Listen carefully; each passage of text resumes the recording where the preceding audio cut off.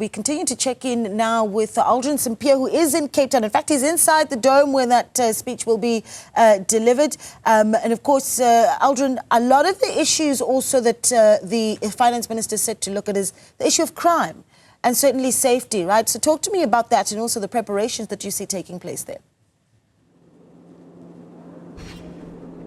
Well, certainly crime is a major issue here in the country. If you look at all the manifestos of the different political parties contesting these elections or last year's elections, at the top of the agenda is, of course, unemployment, economic growth, but crime also features quite highly on some of their priorities that they've set out in the manifestos, because crime also plays quite a crucial role in whether an investor determines whether they want to invest in a country or not invest in a country. And part of that is also looking at the judiciary of the country, whether we have a firm judiciary, the ability of the prosecutors to prosecute, and also the levels of crime and the violent nature of that crime, and also the protection of people's property, which is a very important one, of course, Naledi. Right here, we are inside this dome, and you can see that preparations are currently underway for when the finance minister will be delivering his budget speech a bit later on today at around 2 o'clock. Things will be very different when you have all of the MPs sitting in here, including the president, the deputy president as well, listening into what the finance minister, Enoch Godongwana, has to announce with regards to his budget, of course, under the government of national unity. And one of the reasons that we are in this dome, and this dome was built, is because Parliament was gutted back in 2022. So it's been 3 years now, and we're still waiting for the complete refurbishment of a Parliament. So it's an act of criminality, essentially, Naledi, that has brought us to where we are currently at and why we are under this particular dome. And with that, I want to now introduce the Portfolio Committee Chairperson on Policing in Parliament, that is Ian Cameron. Ian, a very good morning to you. Thank you so much for making time for us this morning. I want to go back to this point that I just stressed now with Naledi. What brought us here is an act of criminality, and to me it also speaks about the ability, or sometimes even the lack of ability, for the prosecutorial authority to prosecute some cases and ensure that there is a speedy resolution to the justice that is needed. In this particular case, justice for the people of South Africa whose parliament was gutted. Yeah, good morning, Aldrin. Thank you. Yeah, and I think it speaks on behalf of the broader criminal justice system that, in my opinion, has largely failed, unfortunately. And I must say it bluntly that when you look at something like conviction specifically, and the whole nexus or the chain process, the entire process that needs to follow from arrest, detection, conviction, correction, it is significantly broken. And although we do see success here and there, we're not turning the tide at the moment, and therefore your example of Parliament is very relevant. You know, the fact that we couldn't safeguard a national key point, and that we still have challenges with regards to safeguarding our national key points is very alarming, because it somehow seems we're not learning from the past. Yeah, let's speak quickly about the ability of SAPS to detect crime, to investigate also issues that have been raised around intelligence. Do we have a problem when it comes to resources? And meaning, do we have an issue when it comes to the finances that is being made available to the Department of Police and policing in general, speaking about SAPS? Yeah, we do have a challenge with regards to resources. There's no doubt that the South African Police Service is significantly under-resourced, but I don't think that's at the core of the problem. You see, we have to go and look at restructuring and replacing a whole large amount of people in our South African Police Service management. This includes nationally and provincial management in some cases, and we need to start cleaning it up from there. And you may ask, how does this link to the budget?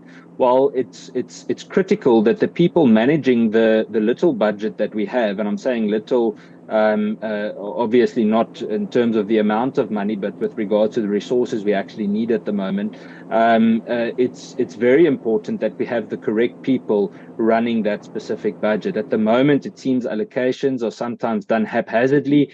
Yesterday, I did an unannounced visit to the anti-gang unit in Cape Town, and I was absolutely shocked at the total despair, the destruction, the way that those poor members have to work there. And the one main reason for that is poor leadership and management. So again, back to the budget, we can't expect a budget to fix things when the very people that need to implement it aren't doing so correctly.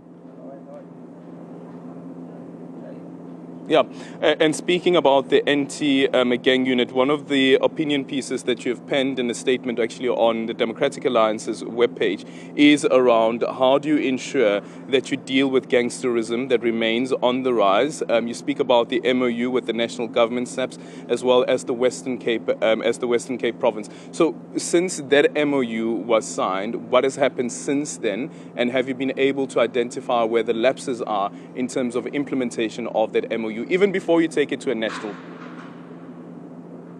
Yeah, unfortunately, and again, I'm going to be very honest, nothing has really changed. We're still waiting for that MOU to be operationalized. I think it's a good MOU. It's important. It's a good way of saying we want to work together and that there must be a partnership type of model between the different agencies and different departments. But unfortunately, up until now, it hasn't been operationalized yet. Something that is encouraging, though, is when you look at the members on the ground, whether they are Metro Police, law enforcement, or SAPS, they work together really, really well. I think in terms of infrastructure, we can likely do more, and the MOU will assist with that to help us to integrate, for example, communication channels, etc. But unfortunately, much hasn't changed yet. I think there's so much more that we can do as well. You know, people, when they hear the word devolution, they immediately think of someone taking power from someone. I don't see it that way. Something like gang violence, for example, if we can give some more forensic testing capability or investigative power to, for example, Metro Police, and it can be a very small component of that, it really could relieve pressure off SAPS, and we can build a better partnership and actually start winning together. At the moment, the current model, that's a one-size-fits-all type of model for policing, is not working. We all see it. Everyone says it. All the police members on the ground say it too. So we have to change our approach. Yeah, and we've seen with the different provinces coming up with strategies around bolstering crime-fighting initiatives. For instance, in Gauteng, you have Mapanya Panyaza or Mapanya Panya, and the Mpumalanga province has also now announced something similar.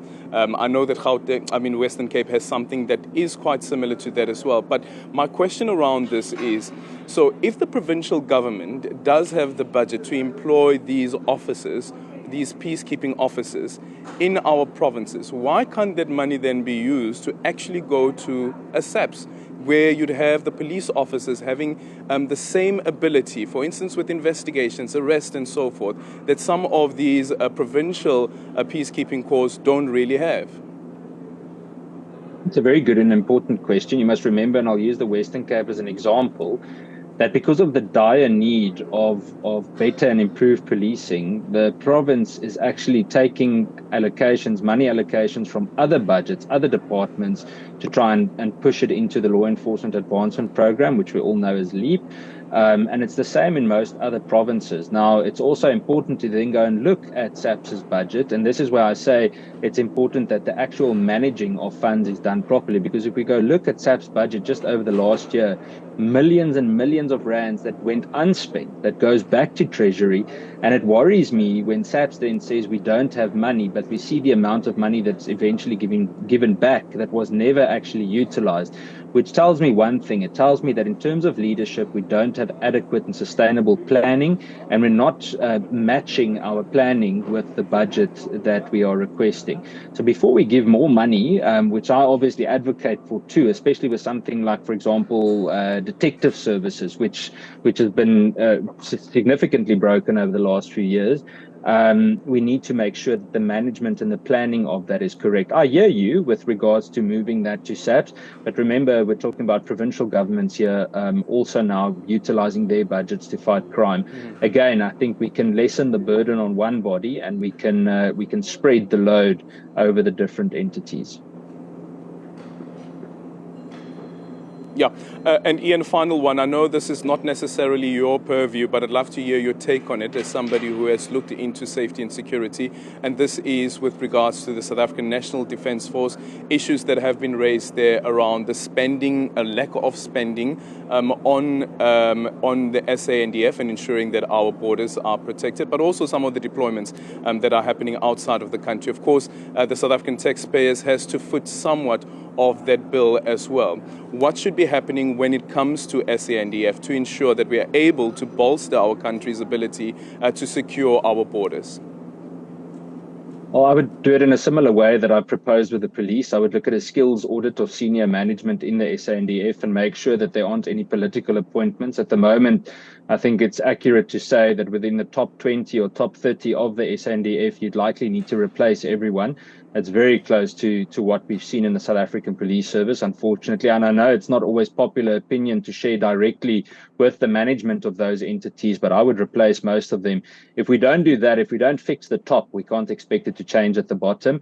And if we want to improve the country's approach and the way that we're doing these different tasks, whether it's from a defense force point of view or a policing point of view, we need to make sure we've got proper and competent, fit for purpose leaders. And we do have those leaders in the country. So it's not impossible.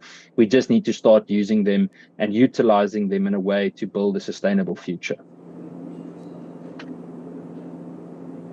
Thank you so much for your time. Ian Cameron is the chairperson of Portfolio Committee on Policing, around their expectations from the budget speech that will be delivered later on today at around 2 o'clock by the Finance Minister Enoch Godongwana. And this is part, Naledi, of our build-up to that speech that will be delivered later on, which of course is part of the Government of National Unity's first budget speech. Ian Cameron coming from the Democratic Alliance, representing the DA on that Portfolio Committee on Policing. Absolutely. Thanks for that. Aldrin Sampear there speaking to us inside the Dome, where we will be seeing that budget speech being delivered.